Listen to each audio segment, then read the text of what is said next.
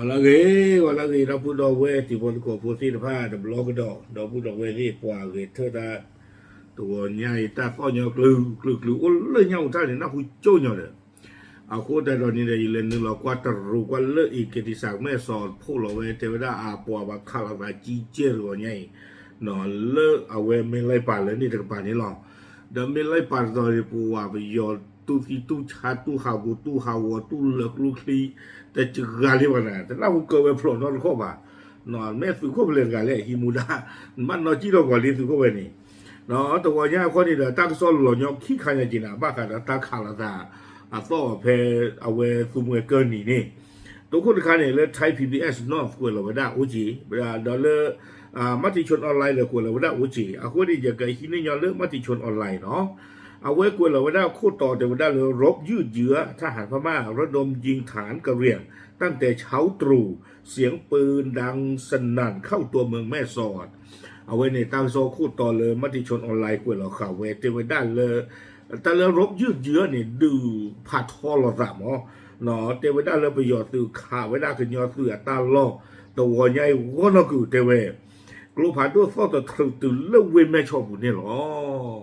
เอาไว้ในตั้งโซคู่ต่อลุดเตะทอดฟ้องตัวตื่นเรื่องแม่ชอบแหละฟ้องตื่นเรื่องย่าอุท่าเนี่ยบ้านเราครูผ่านดูคลีกับผ่านดูอยู่ชั่วโมงอันนั้นก็ไม่กว่าไม่ขาดเราโยเนี่ยเพราะเรื่องย่าอุท่ามันจะน่าหูบ้า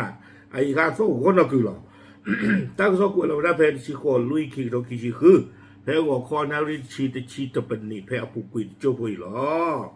ตั้งโซ่นี่เรากุยไม่ได้แต่ทอบาแต่ไม่ได้แพ้ตั้งหัวเนี่ยอีลาทอดชิโคตอนนี้ว่ามาตั้งโซ่ปราบพลาทอดไม่ได้เลือดเวแมสอเลือดตาอากอเร่เพนนี่เนี่ยเทวดาประโยชน์สื่อนอริคีชิคีเทวดาเลยได้พยายามระดมยิงอาวุธหนักและอาวุธประจำกายใส่ที่ม่านไฟทหารสหภาพแห่งชาติเกาหลี KNU ที่บริเวณบ้านเมลไลปางบ้านผาลูน้อยบ้านผาลูใหญ่อำเภอเมียวดีจังหวัดเมียวดีรัฐเกาหลีประเทศเมียนมาเทวดาเลยหัวใหญ่ประโยชน์ตื่นนอกคิชิคีนี่เด้อข้าขอไว้ได้กลูผัดดูที่ตะผ้าดอกกลูละอาอุละอัลลูที่ตะผ้าเนาะสู้กันยอดอกหรือตาทุเพลสื่อมือตู้อัตาล่อแล้วเอาไว้ได้เลยสวรรค์มีไรป่าไม่เหรพลูโพไม่เหรพลูผัดดูไม่เหรแล้วเราบดีกันยอก็ตะกปานี้ไม่เลยโยก็นี่เดี๋ยวขอรู้ว่าเราไว้ได้แต่เดี๋ยวสวรรค์ขี้เพลอแม่กลกินแต่เพลอห้วยมหาวงแต่เพลอเต็มไปได้เลยโดยทหารเมียนมาพยายามที่จะยึดที่ม่านไฟกระเหรี่ยงให้ได้แล้วก็ยอสื่อเอาวิกาสุแล้วไปยอสื่อเดิมป่าข้อนี้เด้อเอาไว้โอ้เราตั้งคือเลยเสือดูดมือแล้วก็มันนี่คุยไปได้กันยอสื่อตาล้อเพนนี่หรออัตตานี่ว่าอยากจะปลีไว้ได้แต่มอกินมอกอลิบาเนาะก็มันนี่ไว้ได้เพนนี่หรอก็มันนี่ไว้ได้เพนนี่หรอตั้งซอกคุยเปย์บล้อเลยก็มันนี่ไว้ได้เพนนี่มันนี่เราบล้อที่ตัวยีเตียนเนี่ยสื่อโคเพลกันเลยนอที่ดอกยอตั้งซ้อนนี่คุยไว้ได้สู้ไม่ยากแต่ไว้ได้ทางนี้มีการสู้รบมานานหลายเดือนโดยทหารเมียนมามีความพยายามที่จะยึดพื้นที่ดังกล่าวให้ได้และได้ใช้กำลังพลภาคพื้นดินและการทิ้งระเบิดด้วยเครื่องบินและโดรนต่างๆแต่ไม่สามารถยึดที่มั่นจากฝ่ายกะเหรี่ยงเนาะแต่ยังคงใช้ความพยายามอย่างต่อเนื่องซึ่งการสู้รบในวันนี้ไม่มีกระสุนร้ำแดงเข้ามาในเขตไทยแต่อย่างใดเจเวด้าเลยตาดูตบลอยาอีตาดูและตาลอเพนี่จุยเลบลาทอตาตบลูลาลีเจเวด้าอาโคตาเราจะประโยชน์สุดเนี่ยดูอุดตาสุอิเตสอิเตตบปะเพื่อเราเจเวด้าเลยก็มันนี่คุยเวด้าตาลอตอนนี้ตุลานี่จะจื้อเจเวอาโคตาเราเนี่ยสุเวด้าตาจื้อเวลาอุดตาสีทบ้านอุดวินาสุสุเวด้าตาสีทบ้านอุดเดียไม่เวด้าสื่อแล้วโคสุคู่ที่ภาพไม่เหลือซูซิโกเวด้าก็บอกอยู่แฮตเตอร์หล่อมีปูมีเหรี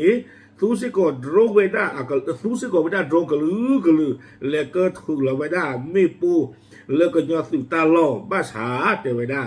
มันนี่ก็ยอตาล้อแต่นี่บ้าโคตรแต่ตอนนี้เด้อครอบเรื่องหมาเวด้าแต่นี่บ้านี่เด้อฟิวเวติภาพดีหรือเกลเซเวด้าก็ยอมหมาเวด้าถือหรอโคตรแต่ตอนนี้เด้อแต่นี่ยังตั้งดูคนนี้เตเวด้าเลยกลุ่มที่ว่าซาดูแต่เห็นมวยเขาเลยอยู่ก็นอตเพลดีบ้านนี่หรอ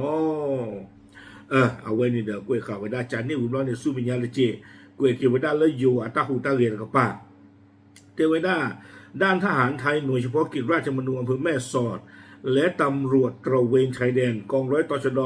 346อำเภอแม่สอดได้ตรึงกำลังแนวชายแดนบ้านแม่โกนเกณฑ์บ้านห้วยมหาวงตลอดเพื่อป้องกันการลุกล้ำอธิปไตยขณะที่การสู้รบได้เกิดขึ้นตั้งแต่เช้าตรู่วันนี้เกิดเสียงปืนดังกึกก้องมาถึงตัวเมืองแม่สอดแต่ว่าได้เลยอยู่สู่ตะกปาอยู่สู่ภากี้เฉพาะกิจราชมนูคือดอตชดนรีเซลุยคืออาตุเวติผ้าหลอมูดาฮิมูดาเพนนี่เดบ้ากวาทเวเวดาที่เจ้าก็เชอตาอุตาเลสวอแม่กนเกนเลห้วยมหาวงเพนี่หนอดีต่อเด้อปาสุตาสุกเวมันดูมุตาติผ้าทุกแต่เหตุข้อหัวเลยอีตะกปาตะกีเป็นไม่เลยตาดูตัววัวเนี่ยเดือดเกราสาวัวนคือเตเวดากลูผ่านดูติผ้าเนี่ยซ้อจะสื่อซ้อจะทอตื่นเวดาเลยเวแม่ชออาปูนี่หรอตากระซอกเวลาเวดาตื่นเพนี่นี่หรอโอเคเอาไว้ในเดมิกดอเวดาตาหูตาเกดูดูมือปัจจัยยังเลยดูมือปั้มเลยคนนั้นแหละไม่จะดูบ้านนี่ยันที่เลยอยู่ตากระซอกพูดหลอกเวดาจีบานอ่ะเนาะบ้านนี่คนนั้นเลยช่วงจากบ้านดออัตไตละบล็อกรอลิเจวิบล้อนี่เด้อแล้วอีกกิจศักดิ์แม่สอดก็ยังเลยหนึ่งเรากว่าเจ้าหนอมวันอากุยเราเวดาอุเจขอที่พวกน้อบ้าขาเราตั้งอีตาโกรธใครพูดเราได้จีโอเคกว่าเราได้ที่จะอีเทวดา7 นาฬิกาเสียงอาวุธหนักดังต่อเนื่องพร้อมปืนสงครามยิงปะทะหนักบ้านผาลูจังหวัดเมียวดีเมียนมาฝั่งตรงข้ามบ้านแม่โคนเกณฑ์อำเภอแม่สอดจังหวัดตากติดชายแดนไทยเมียนมาเนาะเทวดาถูกว่าไงนุยนารีนี่เด้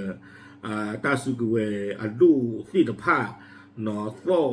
เลนี่ตะกปาตาข่าวตาเกทเอาไว้ได้เลยพลู